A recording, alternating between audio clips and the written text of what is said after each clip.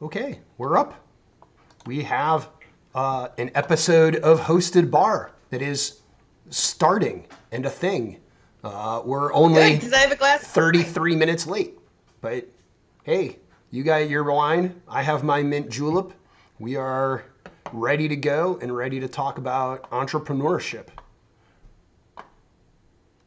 So, Excellent. Yeah, we had Cynthia Del'Aria come and talk about how entrepreneurship is not for the faint of heart, but that doesn't mean that it's not worth it. And you totally geeked out with her about stuff. I did. That was a We lot of broke fun. it. I enjoyed her. I enjoyed the talk with her. I thought that was really interesting. I'd never met her before. I think she was the first guest we've had that I've never met before. Possibly. But she was great. Loved her. A lot of fun. Always love geeking out about entrepreneurship stuff. I mean, I spend my life in that kind of stuff. So it's what I think about every day. So last week I had a cocktail and you had just something out of a bottle. This week we switched. So what are you drinking? I am drinking a mint julep with J. Henry's 5-year brandy barrel aged bourbon something thing. Anyway, it's really good. I think. I don't know. I haven't actually had a sip of it yet. Smells Tastes good like though. tastes like bourbon with mint in it. So, what are you drinking?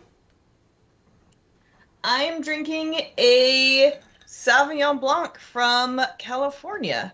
So if it's summer, there is a good chance I'm drinking either a Sauvignon Blanc or a rosé if I am having a drink. And so today I went with a Sauvignon Blanc in a pink glass.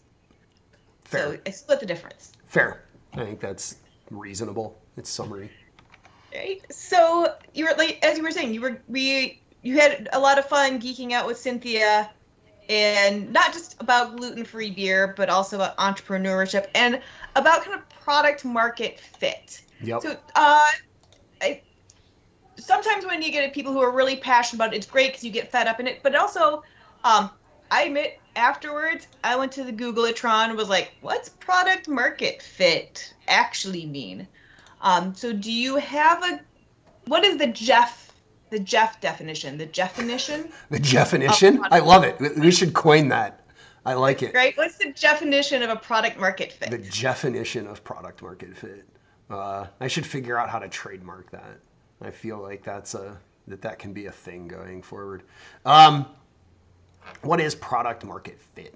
Product market fit is the process during the early stages of entrepreneurship where you're exploring whether the extent to which your value proposition overlaps with the demands of your customers. And so that uses more technical words, so I don't know that that's really the world's greatest definition. So I'll tell you that Googleatron told me that product market fit means being in a good market with a product that actually satisfies that market. Or in other words, you have a market that actually is there and will buy what you're selling. Yeah, I think, at its simplest, product market fit is you have a product that somebody wants to pay for. And preferably more than one person if it's not very expensive product. And one of the things that it also told me is that uh, preferably a stable or growing market, not a shrinking one. Yes, correct. Right. That's sort of the base assumption of having product market fit is that it's a sustainable growth, or it's a sustainable product line that has it has a customer base that demands the product and can grow rather than necessarily, you could have a closed universe of customers too that would also have product market fit. So, I'm thinking here like where your customer is only people in a very particular industry, right? And there might be only a few thousand people that exist in that industry, but your market or your product satisfies something that market needs. You still have product market fit, right? If you manufacture nuclear colliders, right, there are only so many people that want that. But if the people who would want that kind of thing want yours, you have product market fit, even if there's only 10 facilities in the world that can afford them. So turns out I knew what product market fit was. I just didn't know Didn't know that's what you called it, huh? the words for it. Like, I didn't know the term of art, because I always just talked about, do you have a product that people are actually going to buy and then keep buying, or and if you actually checked to make that true with someone other than your mom? Yeah, I mean, I think that's sort of a layperson's way of getting at a very similar idea. I mean, I think the people who are experts in product market fit, people,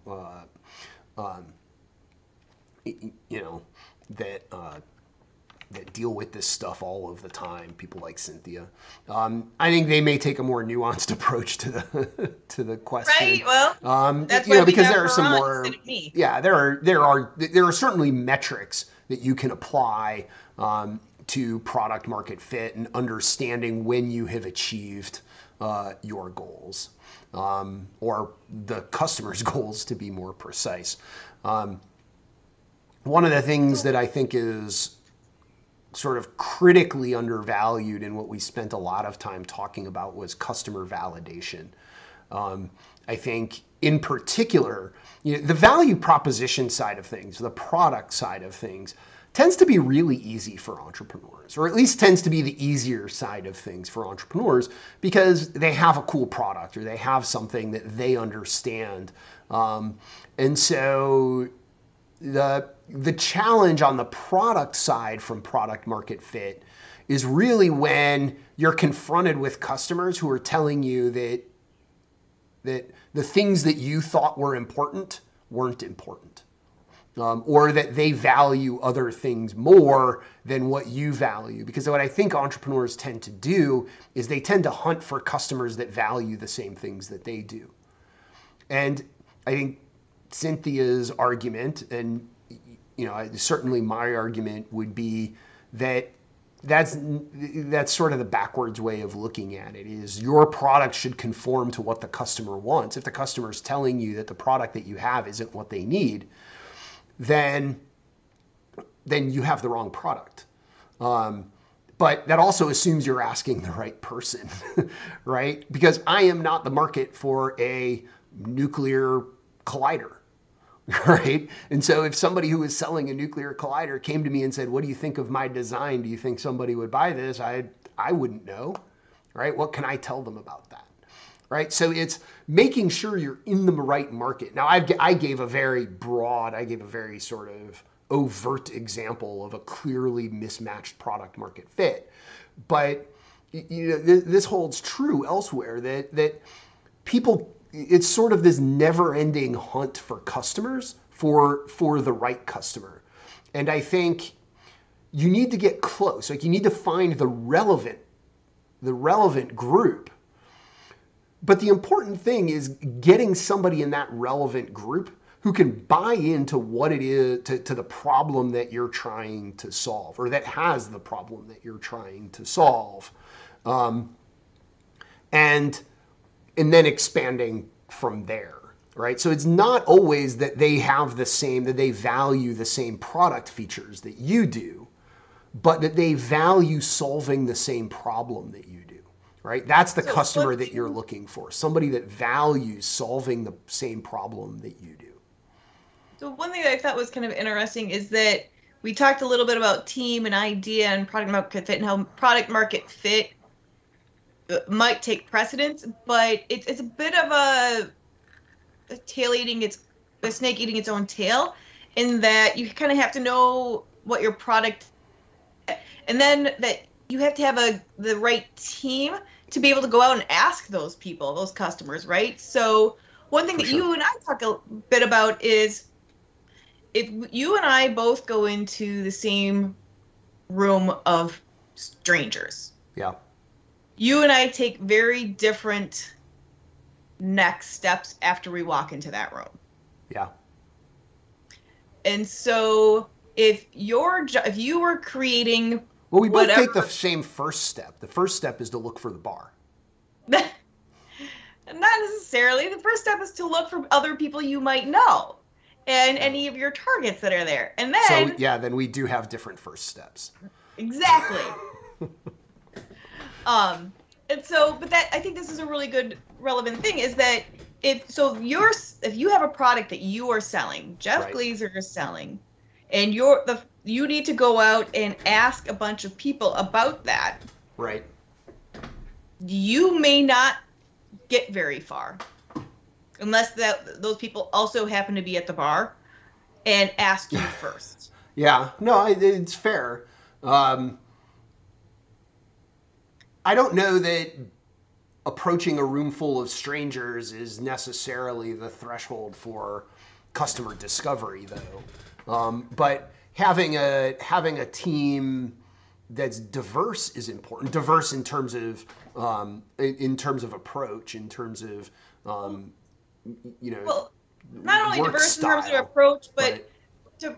diverse in abilities, right? So if you have Sure. somebody, this happens a lot with startups where you have a bunch of scientists who know exactly how this thing works and everything about it and why it's the best version of this.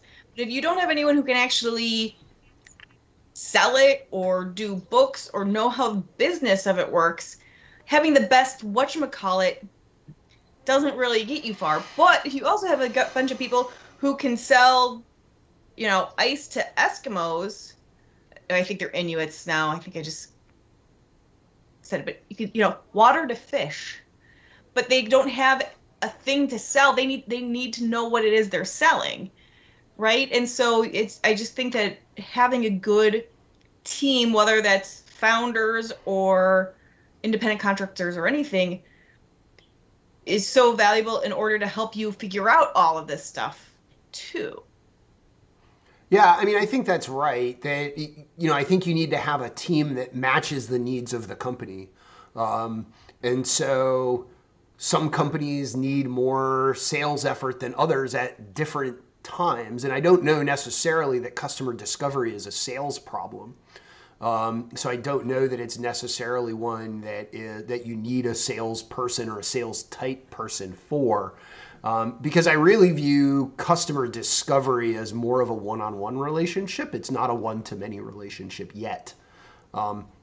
The early stages of finding the right customer, right, the customer that values the same problems that you do and is interested in solving them, right? Finding that person or those small groups of people and iterating on the product until there's something that they're willing to pay for, right? And to pay you consistently for doesn't necessarily require a salesperson, although certainly scaling that would. But it certainly requires somebody that's willing and able to talk to complete strangers about what their product does. And so Right. to that point, your point is well taken. That I don't know that it's necessarily that you have to be able to walk into a room full of strangers if that's not what the situation requires. But You it do have to be certainly able to does. talk to strangers, right? Your customers aren't your best friends. Even if Sure. your target market resembles your best friends, you need to have someone who's other than your best friends telling you stuff, because you need to. While Jeff's friends are honest and will tell you if your idea sucks, and No, they some do, won't. a lot of them also don't want to hurt your feelings, right? And don't and I will soften the blow. Yours won't, I because that's refuse part to of your acknowledge charm. that my friends are honest people. But I think there's a lot of that. But I also think that the question, one of the things that we're talking about is like, who is your customer and why would they buy your thing? Sounds really easy on paper, but Yeah. in Oh, it's incredibly actuality difficult. really hard. It's incredibly difficult. Yeah. I mean, customer discovery is probably one of the hardest things in all of entrepreneurship. to be perfectly honest. Like product market fit is probably is a big challenge.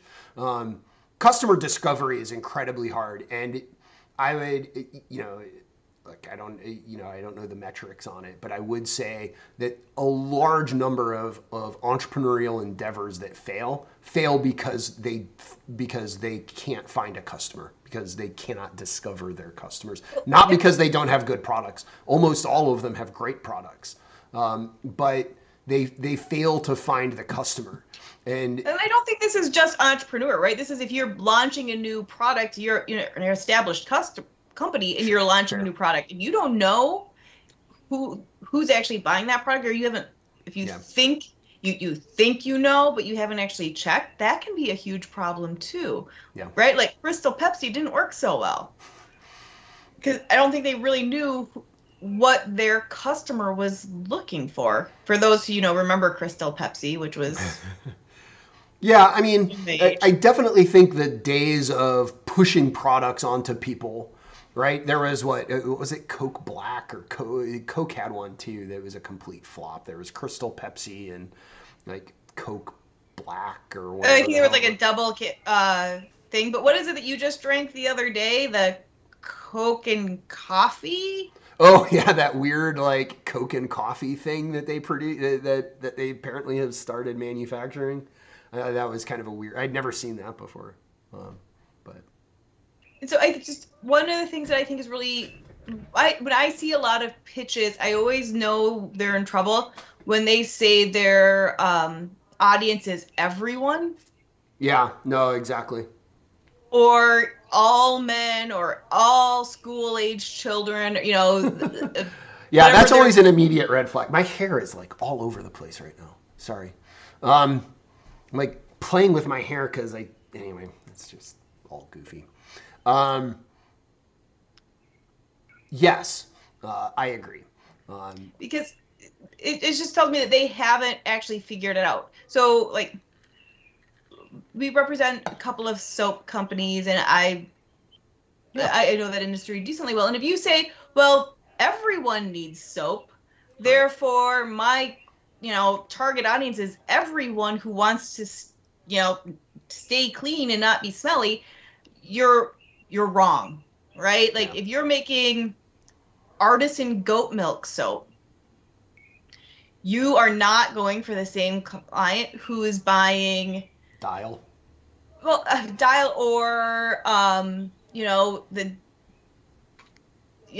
25 cents a bar Irish Spring. There's room for both of those because they are going for very different customers. Right. Yeah. No, I think that's right. Neither of them is everyone. Correct. Certainly not early on. I think Apple would say that their potential customer is everyone, right? They have I don't know if they would. No, but they're not, because no matter how much money Apple spends, to convert you to an Apple user is not worth it. Right? So their answer isn't everyone. Because because the people who want to tinker and mess with stuff and do all of the things that you love to do is not their market. I guarantee you they don't say it's everyone. They say that, and then they do kind of they have different kinds of markets, right? Because there are customers for whom you're willing to spend extra customer acquisition dollars for in order to acquire a market, right? And that might be that you're increasing your customer education spend, also called advertising dollars, right? That you're increasing your customer education spend because you want to teach people like me that no, Apple really does fit your needs, right? And I'm sure they could try to come up with some compelling reason for why they think they fit my needs. Or they realize they're making enough money without having to convince you of that. They just want to convince their people who are that aren't you that they want. Yeah, customer segmentation is an interesting thing, right? And so customer discovery is really about customer discovery. Is really about finding who the people are that value the same problems that you do and value solving those problems. Customer segmentation assumes that you have people that are generally interested in the same sorts of problems, but they're interested in solving them in different ways, right? Or they value different pieces of what you do differently. And so, and I guess, segmentation, is that more for a developed company, or is that part and parcel of figuring out that product market fit? I mean, I don't know that early on I would spend a lot of effort trying to segment my market, right? As an entrepreneur, as somebody who's starting a company, right? And this is separated from somebody who has already developed product, who has already developed at least some idea of product market fit and has a stable organization. If I were an entrepreneur, I wouldn't be wasting my time on customer segmentation. I would be spending all of my time on customer discovery and product market fit. Once I had that, then I would start you start scaling, and part of the scalability process is doing customer segmentation, right? And figuring out which customers value which pieces most, and then figuring out which segments are the ones that you should be targeting as part of your scalability, right? And as part of that analysis, you do different customer acquisition costs for different segments of your customers. And so some customers, people who value the same problems that you do and want to solve them, may have different acquisition costs, right? I may value the same problems that Apple has or that Apple does and value the solutions, but I just don't value solving them in the same way that Apple does. So the customer acquisition cost on me is very, very high, right? And so I'm just a different segment. I am not a true believer, however Apple segments they have all kinds of weird, goofy ways of segmenting things now. So one of the things that I thought was also interesting is talking about not just does your product fit the market, but also are you selling it for the right price? Like, I think you're the one who's like, yeah, they might be interested in it in general, but not enough to spend the $20 that you want to charge them for it. Yeah. And so it's not just a question of would you find this interesting, and not just would you pay for it, but would you pay what I have to charge you for it? And then not just would you say yes, but do you actually do it? Yeah. Yeah, I mean, right? So I just had really I actually just I totally pay for that. It's really hard to actually plunk your money down. I literally just had this discussion this morning with an entrepreneur, and I gave her the exact same advice. It was this person she's doing wonderful services in advocacy and in what did she say? She does like advocacy and doula services for Black women. And she was saying that she was trying to figure out an entity problem, but she was also saying, like, how do I price my services? I have these two services. I have people that need them, but how do I price my services? And the pricing question is admittedly part of product market fit, but I would argue it's not really. It's kind of relevant because you need to have a customer that's willing to pay for your thing, but the customer can be willing to pay for it and just not willing to pay your price, in which case you have product market fit, you just have bad pricing, right? So there, pricing is its own rabbit hole, right? But certainly early on, the easiest way to look at pricing is from one of two perspectives. Either as a cost plus matter, right? That whatever it takes to manufacture the thing, plus your overhead cost plus profit, right? And then that's just whatever your cost is. What profit margin do you want? 20%, 30%, whatever. Add that onto your cost of production plus overhead, and that's your price, right? Per unit. And then figure that out on a per unit basis. So what I'm hearing, Jeff, before you get too far down to this, you're into the cost weeds, which I are actually not weeds. They're really important plants, but Yeah, and I'm not even near the weeds right now. Like right. I'm on I the feel like fairway this is for we need to find pricing right somebody now. to we need to have one of our guests actually talk about I this. agree. That's a fun talk too. Well, it's fun for at least one of us. Pricing is really Um, interesting. It's not something I know a ton about. I know a little bit about it. When I did my MBA, I'm really interested in the finance of pricing, like sort of how the numbers work on pricing. I'm not really good at it. I don't like I'm way out of my I'm way out of my math depth these days on it.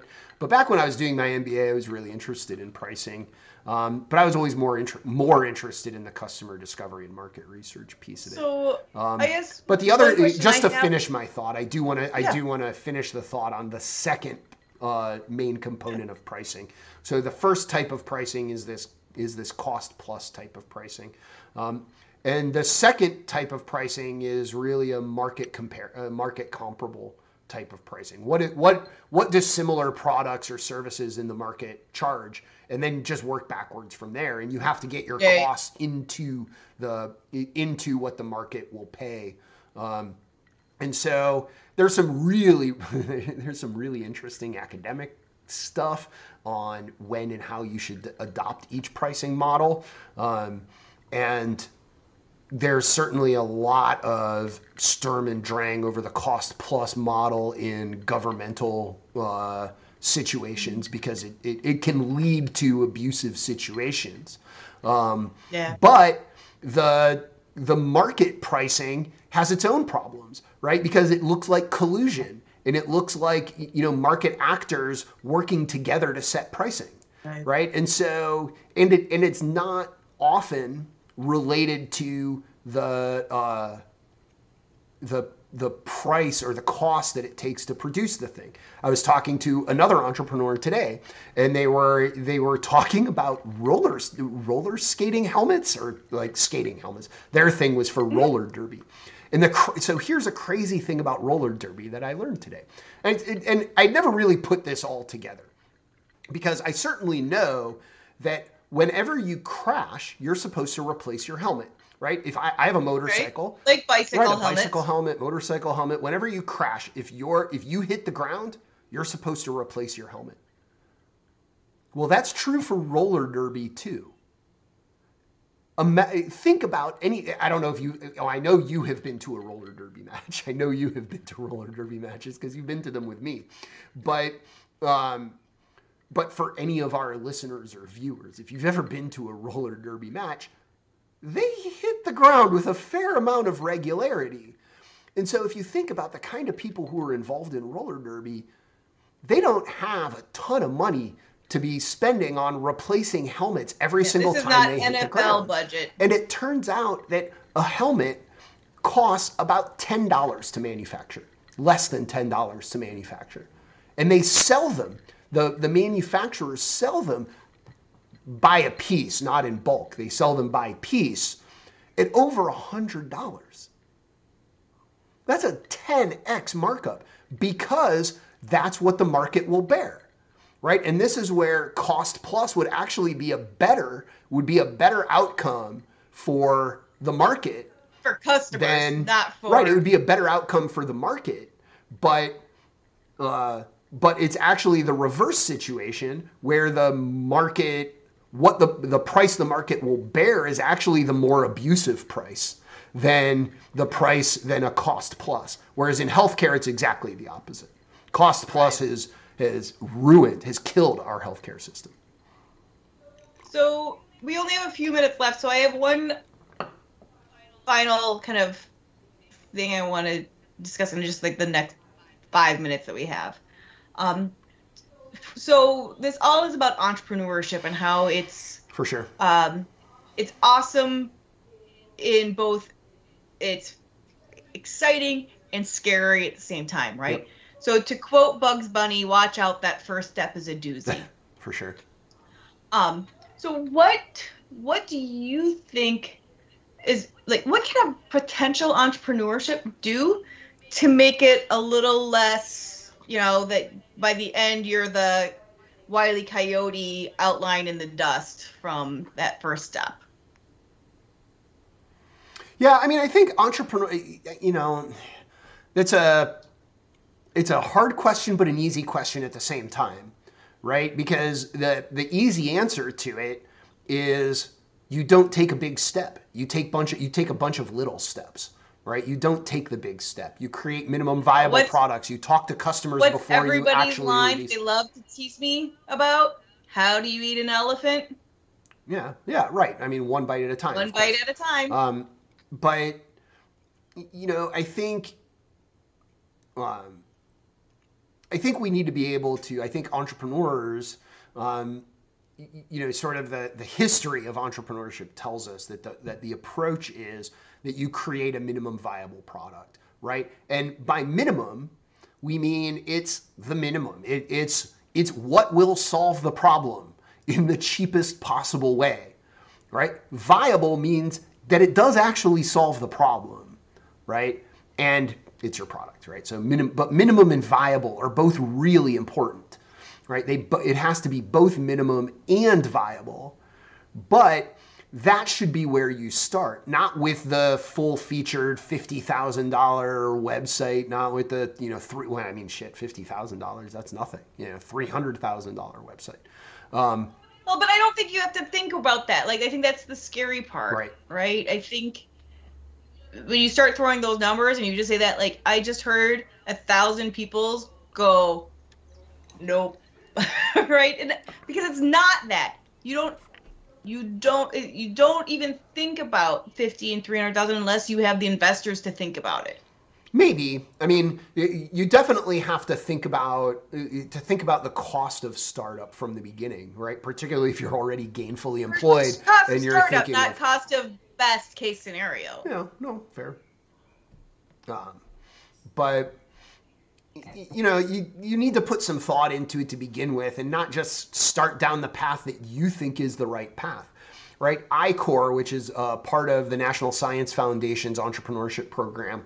The NSF runs this entrepreneurship program called ICOR, ICORP, ICOR. And as part of, this is what we were talking about with Cynthia, as part of their program, they require anybody that's part of their program. And to be in their program, you're basically a university researcher who has never been an entrepreneur before. And as part of the NSF ICOR program, before you even have a product that you're releasing to the public, you go and interview over 100 people. Right? And that's intense. Like, if you're an entrepreneur out in the universe, I mean, you probably know this, but for people who aren't entrepreneurs, or for people who are new to entrepreneurship, or may not fully understand it, go talk to 20 people about your product and then realize you have to talk to 80 more people, right? And it's not just customers, right? It's talk to people in your supply chain, talk to vendors, talk to potential executives, talk to competitors in the industry, right? It's go out and talk to 100 people just about what you're doing. Like, it's not even about anything specific. Like, they don't even have like a specific set of questions. They say, you can divide it up into the groups that I just suggested, and you can have different questions for each of those groups or whatever. But just go talk to them. Like, you're not even trying to sell them anything. Just ask them about their experience in the industry and with with the product or with the problem. Just talk to them. You're not even trying to sell them anything. Just talk to them. So we're getting up to the end, so I'm going to take, because you spoke the majority of the time, I'm going to take the advantage of having the last word. Sure. And I think that what you just said is super important. I do this all the time where I go, I just have a question for you. And like, I just want to ask, there's no sales pitch. Right. There is nothing. I just want to know your thoughts. I just want to hear, and we have come up with so many great things for our firm just because we ask a question that we don't know the answer to, right? Which is the opposite of every idiom that you have an attorney. You never ask a question you don't know the answer to. But asking, I don't know this answer. What do you think? And then actually listening to it and hearing it. And I think that's been just invaluable to us. Agreed. And then often when I think of entrepreneurship, I think of the scene in Indiana Jones in The Last Crusade, where he has the leap of faith, right? Where there's that invisible Walks off bridge. onto the invisible bridge, yeah. But what does he do before he walks off onto that invisible bridge? He doesn't just take a step. Punches a Nazi? No. Well, so he actually takes a step. But what does he do for his dad? Yeah. And what does he do for the people? Right. He throws the pebbles. Yep. So you don't have to take the step. Throw the pebbles first. Throw the dust first. See what the bridge is first. And punch Nazis. Yes. Yes. Throw pebbles, discover the bridge. I agree. Right. So that's all the time we have. Don't punch Nazis. All right. All right. So next month, I'm super excited. Yeah? So we usually do the first Friday and the third Friday, but July has 5 Fridays, and the first Friday is the weekend of the 4th. Yep. So the next one will be July 9th. And we're going to have Carrie Bolig about her new book, talking about, so you want to start a side hustle. Nice. So she's going to come and talk to us about her so we're staying on the entrepreneurship train, and about how building and growing a business, and from a side hustle to a real hustle. And I am just super excited to have Carrie on next time. It'll be super cool. Looking forward to it. Yeah. So we will see you on July 9th. Exactly.